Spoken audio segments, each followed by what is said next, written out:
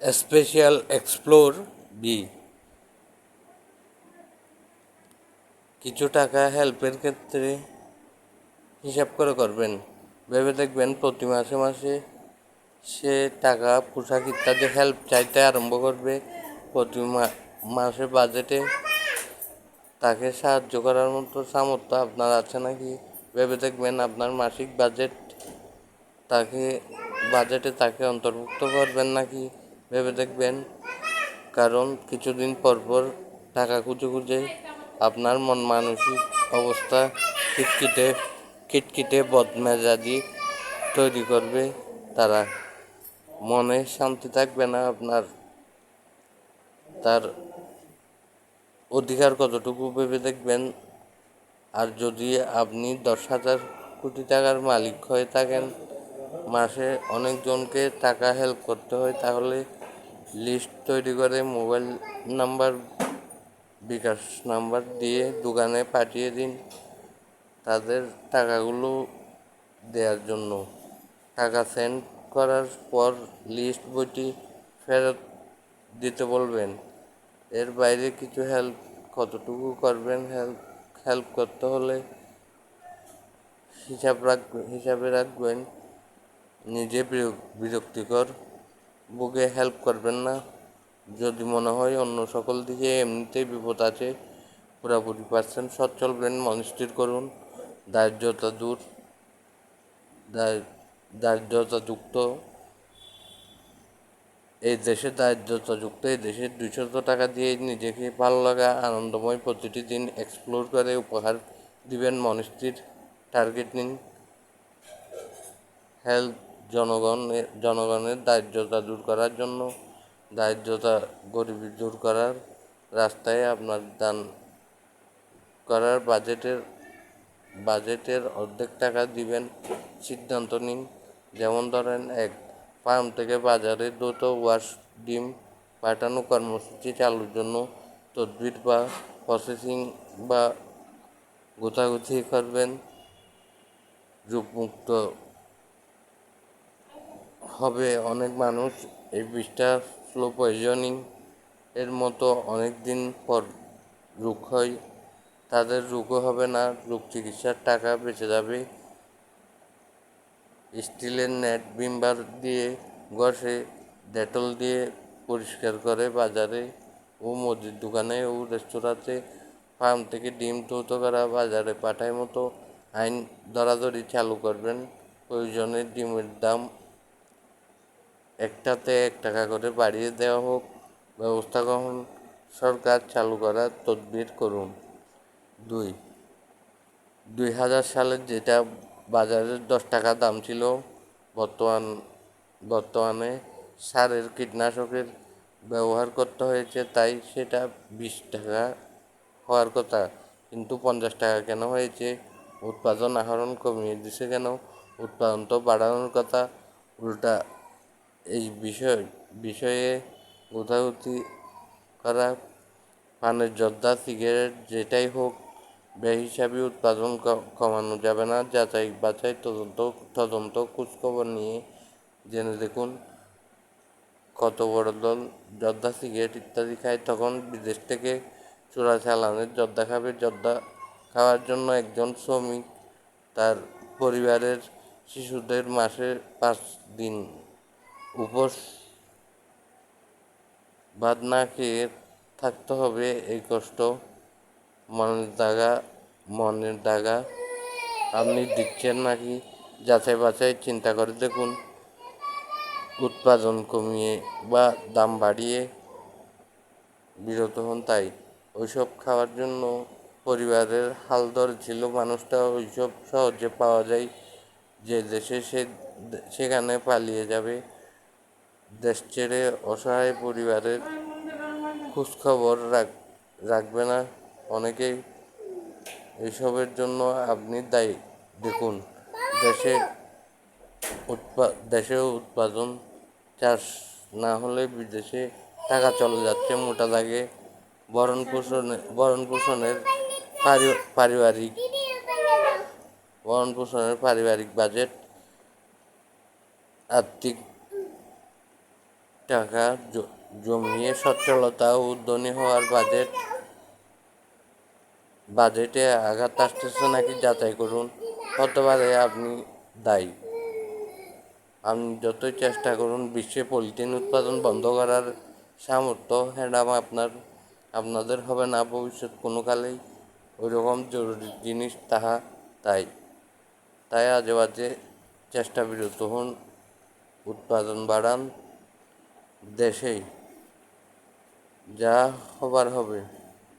খাদ্যের সামর্থ্য থাকলেও খাবে না মন। জীবনী তৈরি করে দেখান, চাহিদা মুক্ত করুন, বা এত পারিলে একজনও বাদ না পড়ে মতো করে। যারা ওইসব খায় সবাইকে মেরে ফেলুন। যারা মরেছে তাদের পরিবারের দায়িত্ব নিন। সরকারি মাসিক ভাতাদান চালু করুন। তাদের আধা কাজ। এই ক্ষেত্রে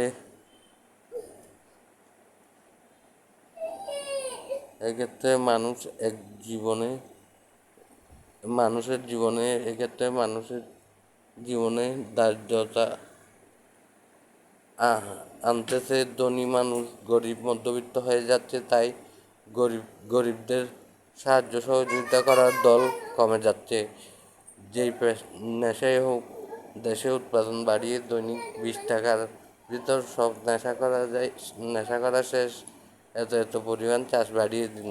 তামাক, আফিম, চরস, কফি, পলিথিন, গাঁজা, ফেনসিডিল ইত্যাদি দেশে না থাকলে তারা আর খাবে না। ডেট তারিখ দিন, দেশে আমদানি বন্ধ, মাদকদ্রব্য মুক্ত বজায়। মাদকদ্রব্য খুঁজে পাওয়া অসম্ভব মানের মুক্ত করতে কতদিন লাগবে বলুন। না পারলে আপনাদের প্রতি মাসের বেতন ও ইনকাম এর 4/3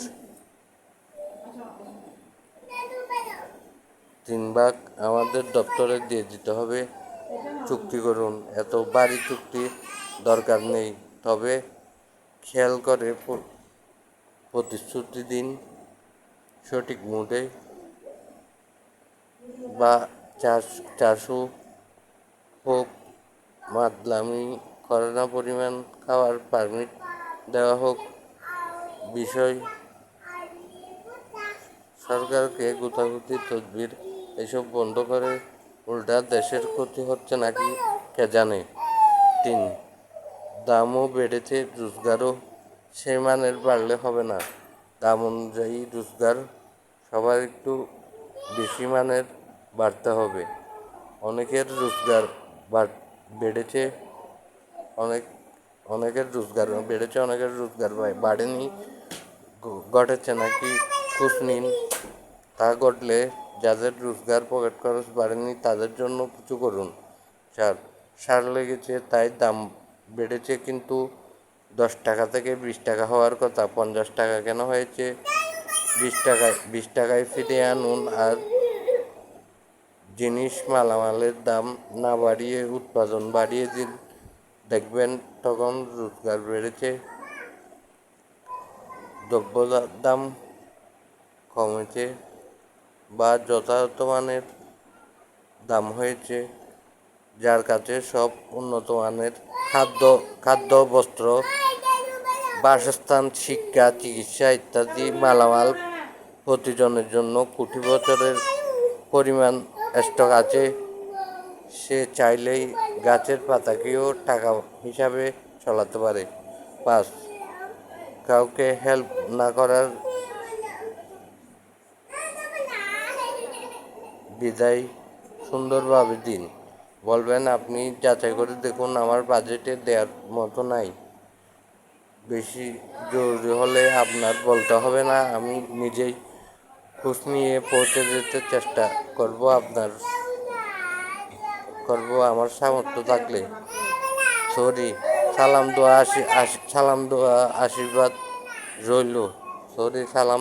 আশীর্বাদ রইল। আমার কাছে থাকার পরেও দিনাই হিসাব করে মনে কষ্ট রাখিও না। খোঁজখবর যাচাই করে ও আমার মানসিক দুশ্চিন্তা, টেনশন, বিরক্তিকর সম্মুখীন যাচাই করে খোঁজখবর নিয়ে যথাযথ হিসাব মোতাবেক যেইটা মনে নেওয়ার সেইটা মনে নেবেন। 6. সরকারি সকল বাজেট সঠিক ব্যবহার করানোর চেষ্টা তদবির করুন দারিদ্রতা দূর করার জন্য, গরিবি দূর করার জন্য। যেমন তারা একটা রাস্তা তৈরি করতেছে, সেই বাজেট দিয়ে বাংলাদেশের প্রতিটি থানায় একটি করে হাসপাতাল, জেলা সদর শহর এলাকায় হাসপাতাল মানের হতে হবে। তবে 10 ঘন্টার জমির উপর 10 তলা ভবন, বাজেট প্রতিটিতে 20 কোটি টাকা। আর 10 ঘন্টার জমির উপর 10 তলা ভবন, গার্মেন্টস তৈরি 50 কোটি টাকা। 700টি থানায় 79,000 কোটি টাকা লাগবে গড়ে হিসাব। এইসবের জন্যই বেশিরভাগ মানুষ সদর শহর এলাকায় ভুগে, যানজট বাড়ে, খরচ বাড়ে।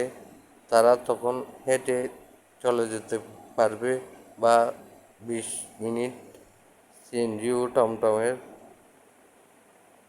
রাস্তা হয়ে যাবে তখন।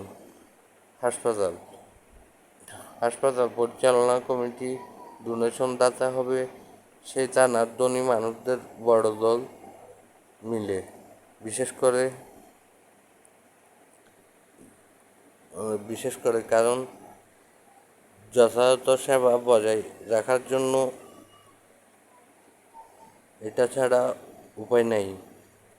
গার্মেন্টস বজায় রাখার জন্য পরিচালনা কমিটি হবে সেই থানার বিশেষ কিছু ব্যক্তি বড় দল। এক্সপোর্ট যেই সিরিয়াস দুশ্মনী হোক না কেন মনের ভিতর রাখবেন, তাদের শিক্ষিত ট্রেন আপ তৈরির পরে বেশি মিলামিশা ও মনের ভিতর আপন প্রিয় কাতারে রাখবেন এরপর থেকে ইত্যাদি। ধন্যবাদ।